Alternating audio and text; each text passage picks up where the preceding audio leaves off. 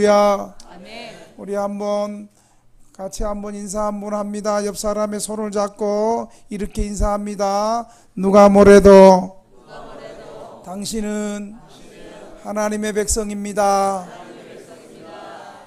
좀 말할 때 따라하세요. 다시 한번 붙잡고 합니다.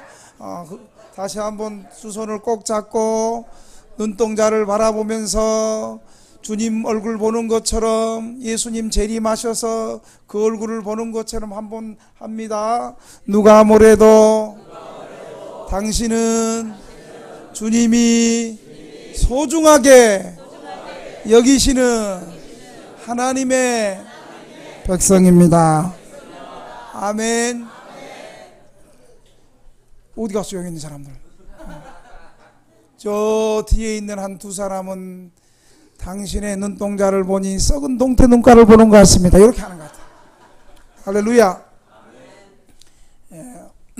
이제 이번 달부터 첫째 주일은 우리 온누리교회 청년들이 매달 첫째 주일은 오전 예배 같이 참여해서 이렇게 같이 찬양으로도 섬기고, 또 우리 성도들이 예배 잘 드리고 은혜 받을 수 있도록 주방을 섬기고, 또 첫 주는 또 우리 청년들이 배식도 하고 설거지도 하고, 그래서 우리 성도들과 함께 교제하면서 예배하는 그런 성도의 아름다운 교제의 첫 주로 삼게 되었습니다. 우리 온누리교회를 환영하는 마음으로 우리 주보를 한번 들고 안 하던 거 한번 해봅시다. 주보를 들고 환영합니다. 시작. 환영합니다. 할렐루야. 모처럼 하니까 쑥스러워요? 나도 그래요. 우리 교회를 나오는 성도들은 처음에 예수 믿기 전에, 우리 교회 나오기 전에 술도 마시고 담배도 피우고 또 과해서 알코올 중독도 되기도 하고 경마 중독 되기도 하고 여러 가지 각종 중독 가운데, 절망 가운데 살았던 성도들이 있었습니다. 그런데 먼저 믿는 성도들의 전도를 받고, 또 주변 사람들의 소개를 받고, 또 우리가 금요일 밤마다 역전 노숙자 예배 참여하다가 그곳에서 저희 교회를 만나게 되어서 교회 나와서 예배 드리다 보니까 늘 죽고 싶었던 마음이 서서히 사라지고, 그러면서 나도 모르는 사이에 하나님의 말씀을 들을 때 성령님께서 역사하셔서 하나님 말씀이 믿어지고 새로워지는 그런 역사 가운데 술을 끊은 사람도 있고 담배 끊은 사람도 있고 또 여러 가지 중독에서 벗어나서 새롭게 사는 성도들이 조금씩 많이 일어나고 있습니다. 어떤 성도님은 참 가족도 없이 홀로 지내다가 또 몸이 한쪽이 또 마비되어서 오랫동안 요양병원에서 있다가 퇴원을 해서 에휴, 이렇게 살면 뭐하나, 죽어버려야지 하고 수면제를 여러 알 갖고 이제 그러다가 역전해서 배회하는데, 우리 역전 예배 드리는 것을 뒤에서 보다가 또 우리 교회에 와서 또 생활하면서 하나님께서 또 은혜를 주셔서 주고 싶은 마음이 떠나가고 하나님의 크신 사랑이 부어지고, 또 성도들의 아름다운 사랑 가운데서 죽기를 포기하고, 여러분 죽기를 포기합시다. 포기는 그럴 때 포기하는 겁니다. 죽기를 포기하고 또 하나님께서 새로운 마음을 주셔서 살기로 결심하고 또 신앙으로 정착하는 그런 성도들이 있습니다. 오늘 본문의 사도 바울도 에베소 교회를 향해서 너희가 하나님의 사랑을 받았으니까 이제 하나님을 본받는 사람답게 살아가라고 본문은 우리에게 말씀하고 있습니다. 하나님을 본받는 삶을 본문은 크게 두 가지로 말하고 있습니다. 첫째는 제약된 어두운 삶을 버리라고 말씀하고 있습니다. 이제 예수 믿었으니까, 예수 믿고 나서 첫 번째 삶은 지난날 제약된 삶을 버리는 것부터 시작되는 겁니다. 우리 3절 4절 한번 읽어볼까요? 3절 4절 시작. 음행과 온갖 더러운 것과 탐욕은 너희 중에서 그 이름조차도 부르지 말라. 이는 성도들에게 마땅한 바니라. 누추함과 어리석은 말이나 희롱의 말이 마땅치 아니하니 오히려 감사하는 말을 하라. 이들의 제약된 삶이 무엇이었습니까? 방금 읽은 말씀에 보면 음행과 온갖 더러운 것과 탐욕을 말하고 있습니다. 이것이 당시에 예수 믿지 않았던 에베소 교회, 에베소 도시에 살고 있던 사람들의 모습이 온갖 음행과 온갖 더러운 것과 탐욕으로 가득 차 있었습니다. 여러분, 이 음행이 뭡니까? 음행이 정상적인 결혼 관계를 통해서 갖는 부부 관계가 아니라 비정상적인 성관계를 음행이라고 말하고 있습니다. 당시에 에베소 사람들은 성적인 부도덕을 아무렇지 않게 생각하고 제약시하지 않고 그냥 부도덕한 삶을 살았습니다. 당시 로마의 지배를 받고 있었던 로마의 지배국가, 특별히 로마 사람들은 부인 외에도 첩을 가지고 살아가는 것을 당연하게 생각하였고, 부인은 집에서 빨래나 하고 가정일을 하고 애나 낳아주는 것으로 생각하고 자신들의 쾌락은 밖에서 매춘부들과 첩들과 이렇게 성적 방탕을 즐기는 것을 당연하게 생각했습니다. 특별히 에베소 도시에는 당시에 아데미 여신을 숭상하고 있어요. 이 아데미 여신이 하늘에서 내려와서 에베소 도시 사람들을 보호하고 에베소 도시 사람들에게 풍년과 다산을 주고 잘 먹고 잘 살고 모든 어려움에서 보호해 준다고 믿었던 것이 당시 에베소 사람들의 모습이었습니다. 이 아데미 여신은 어떻게 생겼냐면, 고고학자들에 의하면 발굴된 아데미 여신은, 목사님 가봤어요? 에베소 안 가봤지. 이제 앞으로 갈 거예요. 근데 이제 사진을 보고 자료를 봤죠. 갔다 온 사람 말도 들었고, 우리 전사님 이미 갔다 온 사람 앞에서 설교하려니까 부끄러워요. 그러나 안 갔다 온 사람도 갔다 온 것처럼 당당하게 설교할 수 있어요. 이 아데미 여신은 가슴이 여러 개 유방이 있어요. 24개가 되는 유방이, 그걸 뭘 상징하여요? 다산을 상징하는 거예요. 그리고 풍요를 상징하는 거예요. 이들은 생각할 때 가나안의 바알과 아세라 신상처럼 이 아데미 여신이 비를 내려주고 농사가 잘 되게 하고 풍요를 갖다 주고 모든 것을 잘 되게 지켜주고 보호해 준다고 믿었습니다. 이 아데미 여신은 그래서 풍요와 다산, 많은 자녀를, 지금은 우리 자녀들 우리나라 많이 못 낳습니다만 당시 고대에는 애 많이 낳는 것이 축복이고 애 많이 가진 것이 자산이었잖아요. 그래서 특별히 아데미 여신이 애를 많이 가질 수 있도록 도와준다고 믿었어요. 그래서 이 에베소 사람들이 아데미 여신을 숭상하기 위해서 아데미 신전을 만들었어요. 여러분, 그 아데미 신전이 세계 7대 불가사의 가운데 하나예요. 길이가, 가로가 120m, 세로가 60m, 높이가 18m가 되는 위대한 신전이었어요.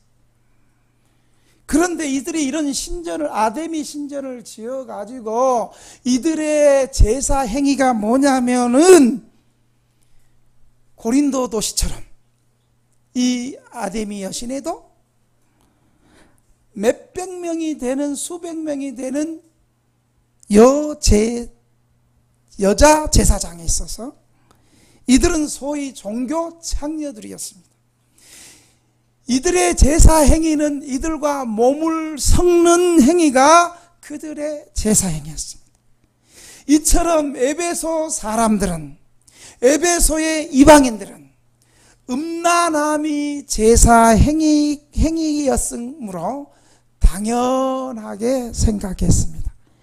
이렇게 당시에 에베소 사람들은 도덕적으로 타락하였고 성매매가 자연스럽게 되었고 공창제도가 죄인 줄 모르고 공공연하게 행하여졌고 이방인들 가운데에서도 예수 믿는 사람들도 이런 과거의 음란한 성적 부도덕을 끊어버리지 못하고 교회 안에 들어오게 되었습니다.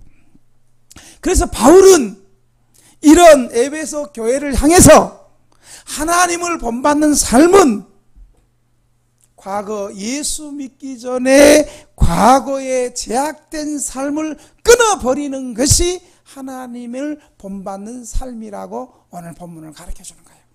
그래서 가장 먼저 음행과 모든 더러운 것과 탐욕을 버리라라고 말씀하고 있습니다. 여러분, 바울 시대 2000년 전에만 그렇습니까? 오늘 가장 타락의 최고치가 어디서 나타납니까? 우리도 성적 부도덕, 성적 타락 가운데서 우리 사회가 만연하고 있어요. 에베소 시대에도 동성애가 있었고 그때도 수관이 있었는데 그걸 더 넘쳐서 우리 시대에도 동성애가 있고 이것을 합법화하자고 그러고 있고 더 나아가서 동물과 관계를 맺는 수관이 이루어지고 있는 것이 우리의 시대입니다. 이런 것에서 떠나갈 것을 바울은 에베소 성도들에게 말하고 있는 것입니다. 사랑하는 등대교회 성도 여러분, 우리도 하나님이 백성이 되었으니까 우리도 과거에 예수 믿기 전에 가지고 있었던 과거에 집착하는 더러운 죄악들을 우리도 이제 끊어버려야 됩니다. 알코올 중독, 경마 중독, 도박 중독, 성 중독, 주님보다 더 사랑하는 것을 끊어버려야 되는 것입니다.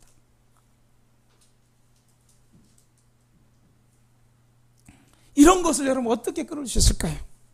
우리 힘으로, 우리 결심으로 끊어지겠습니까? 우리 힘으로, 결심으로 끊어졌으면 벌써 끊어졌지. 우리 힘으로 끊을 수가 없어요. 우리 힘으로, 능으로 과거의 집착들, 중독을 끊을 수 없지만 성령의 능력과 권능으로 끊어질 줄로 믿습니다. 그러려면 여러분 어떻게 하냐? 먼저 시인을 해야 돼. 시인을 해야 돼. 주님, 나는 알코올 중독자입니다. 주님, 나는 경마 중독입니다. 주님, 나는 오락 중독입니다. 나는 음란 중독입니다. 나의 연약함을 주님 도와주시옵소서. 그런데 못 끊는 이유가요, 인정을 안 해. 알코올 중독자들 어쩐 줄 아세요? 목사님, 나 알코올 중독 아니에요. 나 마음만 먹으면 지금 술 끊을 수 있어. 내가 마음을 안 먹어서 그렇지. 여러분 실제로 그렇게 하다가 죽음 직전까지 술 못 끊고 죽었어요. 그래서 또 장례 치러줬어요. 알코올 중독 때 장례 치러줄 때 참 가슴 아픕니다. 여러분 의사가 그러는 거예요. 의사가. 여러분 잘 들으세요. 의사가 하는 말이, 제가 집계도 아닌데도 그분들의 마지막 죽어가는 모습 시신 앞에서 가족은 안 오고 제가 가서 죽음 한두 시간을 참 여러분 죽어가는 거 옆에서 보고 있는 거 참 가슴 아파요. 가족도 아니고 가족도 없고 우리 성도들이 죽어가는데 알코올 중독으로 죽어가거든요. 술을 너무 많이 먹어가지고 모든 것들이 다 뇌도 망가지고 술로 인해서 내장기관도 망가지고 술로 인해서 하체도 망가지고 술로 인해서 내가 잘못해서 언어도 어눌해지고. 그래서 의사 선생님이 그러는 거예요. 목사님, 알코올 중독은요 60 넘기가 어렵습니다. 정말 그런 것 같아요. 제가 우리 쪽방에서 지금까지 개척하면서 14년 됐는데 알코올 중독자들이 60 넘은 사람들이 별로 없어요. 54, 6, 7, 8, 9, 60. 62도 60 넘은 사람 겨우 한 사람 있습니다.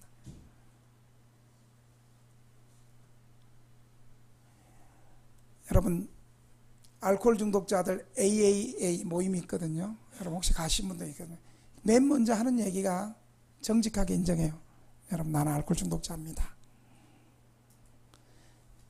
우리가 구원받으려면 나는 죄인입니다.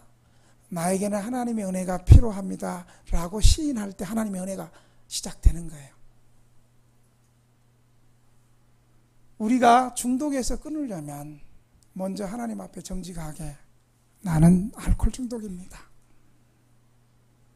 나는 경마 중독입니다. 나는 오락 중독입니다. 나는 성 중독입니다.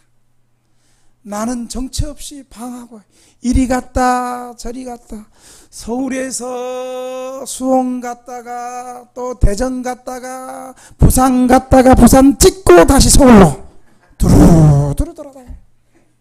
제가 그랬어요.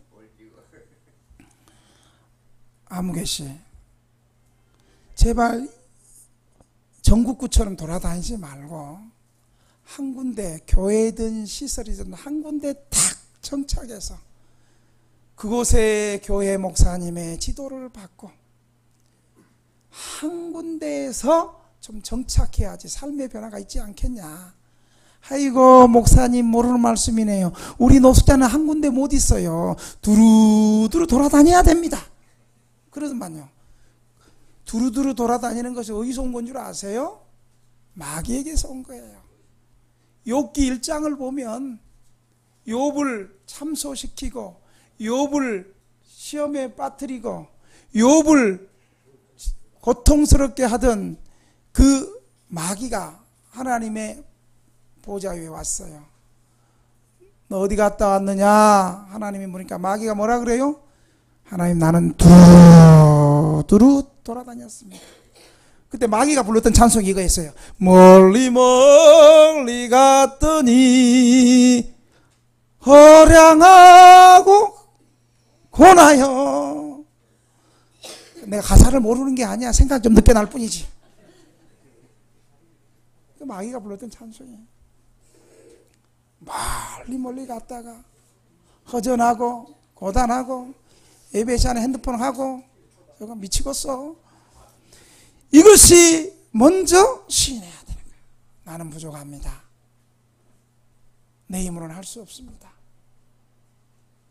나는 게으릅니다. 나는 거짓말을 잘합니다. 잘 안 됩니다. 이것을 먼저 시인해야 되는 거예요. 두 번째로는 여러분 주님 다 알고 있거든요. 주님께서 우리가 정직하게 고백하느냐는 걸 보고 계시는 거예요. 두 번째로는 나의 힘으로 끊을 수 없지만 성령님께서는 끊게 하시는 능력이 있사오니 나의 중독을 나의 연약함을 집착을 끊어 주시옵소서. 믿음으로 기도해야 돼요. 기도해도 믿음으로 해야 되는 거예요. 습관적으로. 오늘 내가 내 부족함을 위해서, 내 연약함을 위해서 나의 부족을 인정하고 내가 하나님 앞에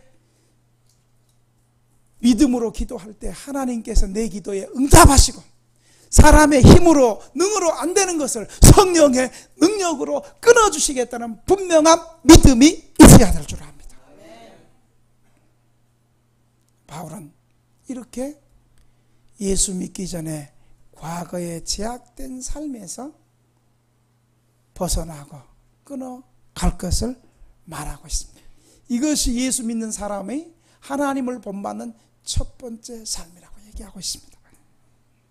두 번째로는 하나님을 본받는 삶은 과거의 죄의 습관에서 끊어버릴 뿐만 아니라 이제는 더 적극적으로 한번 따라합시다. 빛의 자녀들처럼 살자. 자, 그럼 8절 한번 볼까요? 오늘 8절 시작. 너희가 전에는 어둠이더니 이제는 주 안에서 빛이라. 빛의 자녀들처럼 행하라. 바울은 예수 믿기 전에 이방인들의 부도덕한 삶을 한마디로 정의하는데, 예수 믿기 전에 부도덕한 이방인의 삶은 어둠 속에 어둠의 삶이었고, 예수 믿고 과거에는 어둠이었지만 예수 믿고 새로워진 사람들의 신분을 정의할 때 뭐라고 정의하느냐? 빛 가운데 사는 삶. 우리 예수 믿는 사람을 빛 가운데 사는 삶이라 그래요. 예수 믿기 전에 삶은 무슨 삶이라고요? 어두운 삶. 어둠. 이 어둠은요, 어둠의 근본이 어디서 왔는가? 하나님을 모르는 무지에서 왔어요. 그러니까 하나님을 모르는 무지에서 오다 보니까 도덕적으로 부패한 삶이 시작되고, 더 나아가서 육적으로 영적으로 영원한 불행을 어두운 삶을 살게 된다는 거예요. 그런데 성도들의 삶은 뭐라고요? 빛 가운데 삶. 그런데 오늘 본문에 보니까 이 빛이 성도들 스스로 성도들의 자력으로 빛 가운데 사는 삶이 아니고 뭐라고 얘기해요? 한번 따라합시다. 주 안에서 빛이라. 예, 주 안에서 빛이라. 인간은 자기 안에서 빛을 발할 수 없고 빛된 삶을 행할 수도 없고 주 안에서 빛된 삶을 살 수 있기 때문에, 주 안에서 빛이란 말은 인간은 아담 때부터 전적으로 타락하고 부패하였으나 그리스도를 믿는 자는 성령으로 말미암아 새로워지고 하나님을 알게 되어서 천국에 들어가게 되었다는 말이에요. 그래서 주 안에서 빛이라. 예수님 안에 있는 사람이 천국 백성이고 빛이라. 그래서 예수 믿는 사람을 빛으로 비유했어요.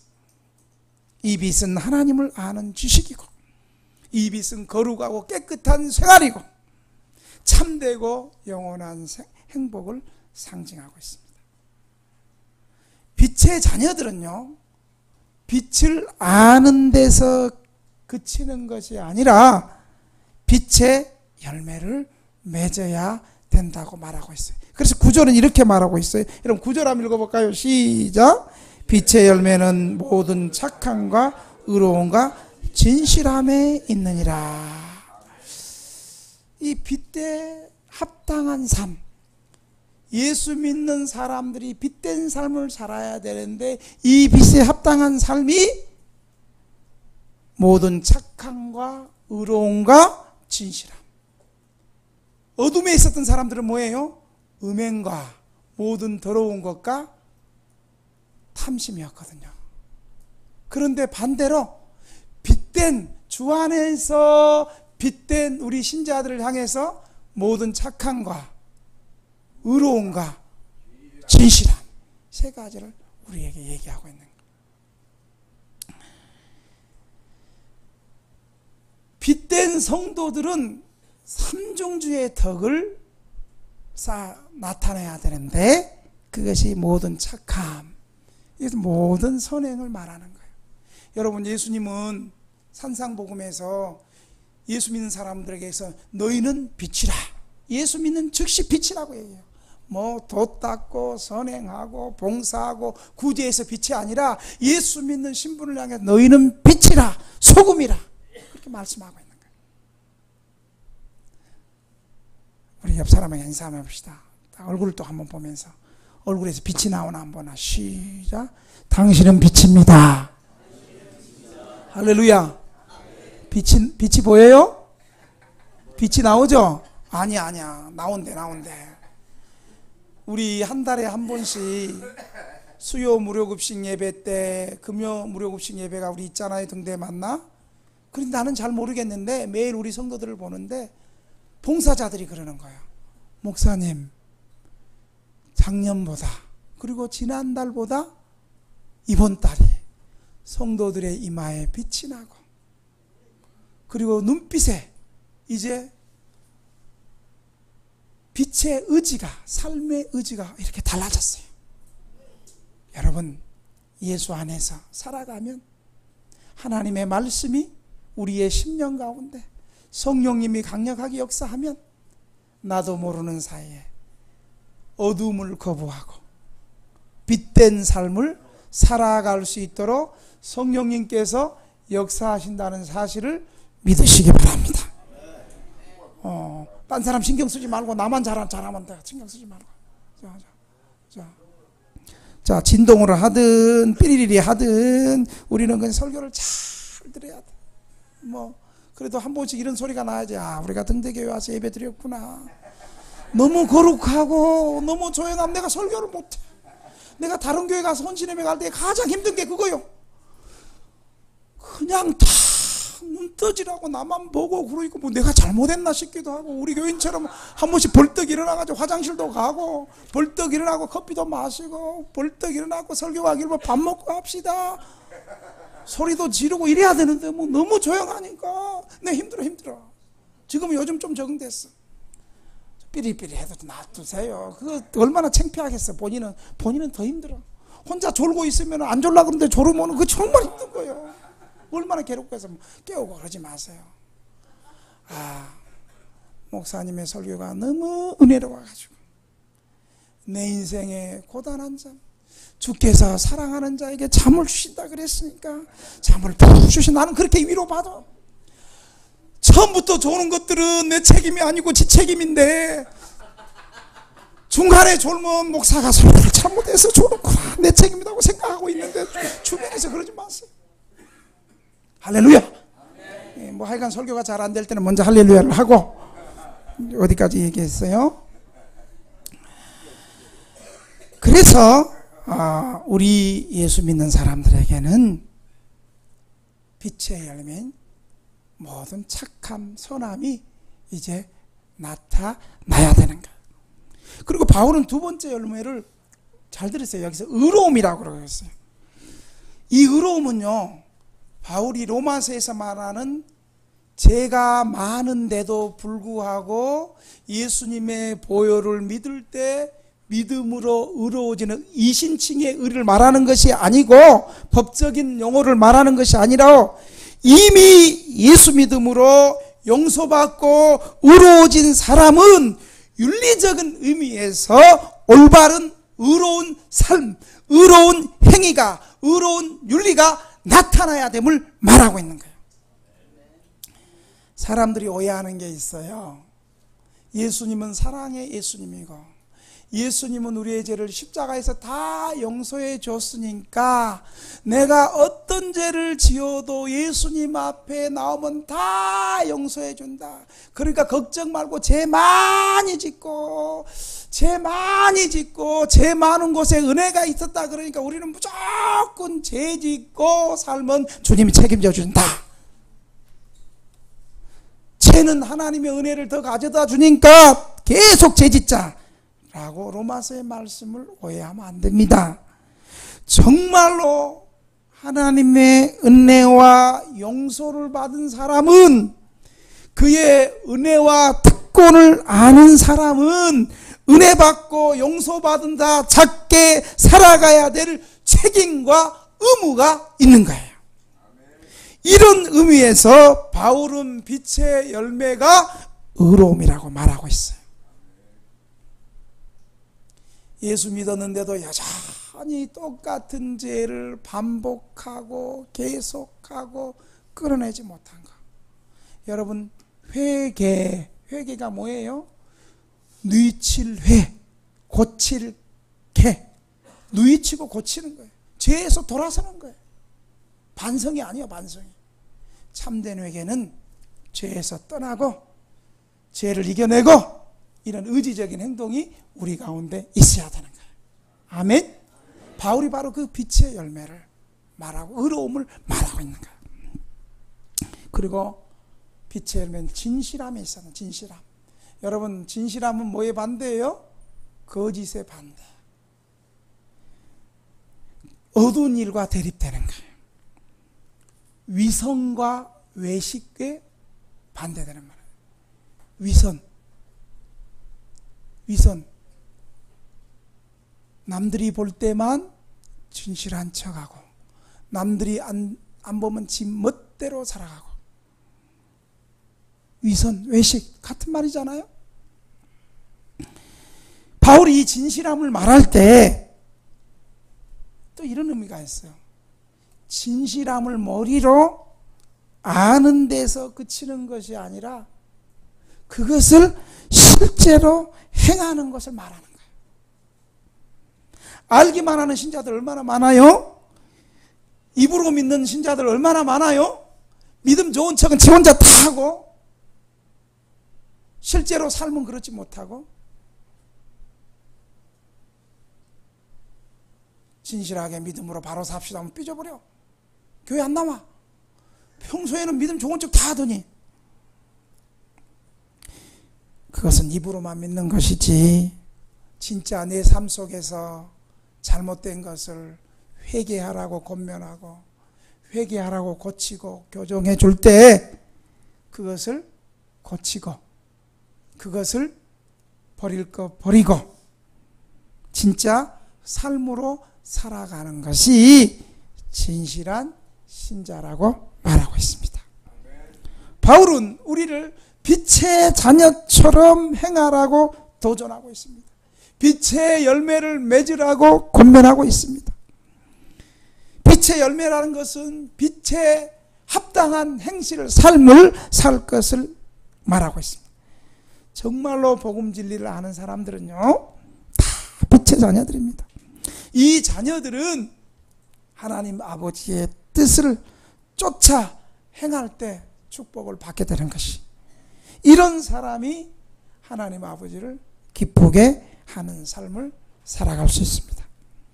사랑하는 등대교회 성도 여러분, 그리고 함께 예배드리는 우리 오늘의 교회 청년 여러분, 여러분 그동안 신앙생활 어떻게 했습니까? 그냥 형식적으로 습관적으로 교회만 나오고 있지 않았습니까? 아니면 빛의 자녀답게 주님 말씀하신 대로 과거에 제약된 삶을 끊고 주님 말씀대로 순종하며 사는 선한 행실과 의로움과 진실한 삶을 살아가고 있습니까? 바울은 이런 열매를 맺지 못한 삶을 어두움에 참여하는 삶이라고 말하고 있어요. 교회만 나왔지 내 삶 속에 진정한 회개와 내 삶 속에 진실한 말씀의 순종과 내 삶 속에 진실한 착함과 의로움과 진실함이 우리의 삶 속에 나타나고 있습니까? 사도 바울은 로마서 12장에 우리를 향해서 너희는 하나님이 기뻐하시고 너희 몸을 산제사로 하나님께 드리라. 이것은 너희가 드릴 영적 예배니라. 영적 예배가 우리의 삶을 하나님의 기뻐하시는 뜻대로 우리의 삶을 하나님 앞에 드리라는 거예요. 우리 삶의 예배를 드리라는 거예요.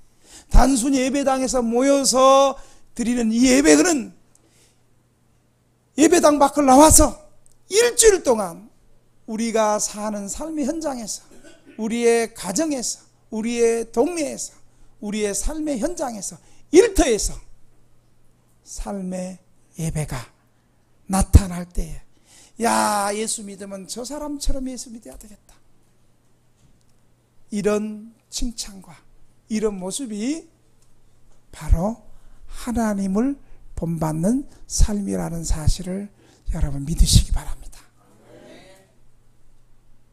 이 한 주간 동안 우리 삶에서 여전히 교회에 나오고 여전히 예수 믿고 교회 나오면서 끊지 못한 과거 제약된 습관들을 하나님 앞에 끊어달라고 기도하시고, 내 삶 속에 정말 예수 믿는 자답게 우리의 삶의 진실한 삶과 의로움과 모든 착함이 드러나서 많은 사람들 앞에서, 야, 나도 저 사람 보니까 예수 믿어야 되겠다, 저 등대교회 성도들 보니까 나 교회 나가야 되겠다, 우리 쪽방에 사는 사람들이, 자, 등대교회 성도들 보니까 나 교회 나가야 되겠다, 이러한 칭찬과 이러한 소리가 우리 교회에게, 우리 모두에게 들려지고 도전되는 한 주간이 되기를 주님의 이름으로 축원합니다. 자, 반주 좀 하세요. 자, 오늘 이 말씀을, 자, 반주자 없어요? 오늘이 반주 한번 해보세요. 목사님이 반주예요? 오늘 왔다며. 자, 오늘 이 말씀을 한번 생각하면서, 오늘 들은 말씀을 생각하면서 한번 통성으로 주님 한번 불러 3분 동안 한번 기도하는데, 우리 이 시간 진실하게 한번 기도합시다. 주님, 나는 교회 나오고 습관적으로 교회 나오는데 여전히 교회 나오면서도 내가 끊지 못하는 제약이 있습니다. 주님, 이거 내 힘으로 안 끊어집니다. 주님 도와주세요. 성령님, 내 힘으로 결심으로 안 되는 것을 성령의 능력으로 끊어주시옵소서. 나는 알코올 중독이 있습니다. 경마 중독이 있습니다. 오락 중독이 있습니다. 내 힘으로 끊어지지 않습니다. 주님, 성령의 능력으로 끊어 주시옵소서. 주님, 나는 진실하지 못합니다. 사람들 보는 앞에서 믿음 좋은 척 하는데 실상 나는 믿음이 없습니다. 습관적으로 교회 나왔습니다. 그동안 교회 나온 지 10년 됐는데 여전히 하나님 앞에 순종하지 못하고 여전히 주님보다 나를 더 사랑합니다. 주님, 사랑할 수 있도록 도와주시옵소서. 내 삶에서 결단할 부분들이 결단되어지도록 주님 도와주시옵소서. 진실하게 믿음으로 주님 한번 부르고 간절히 한번 기도합니다. 주여!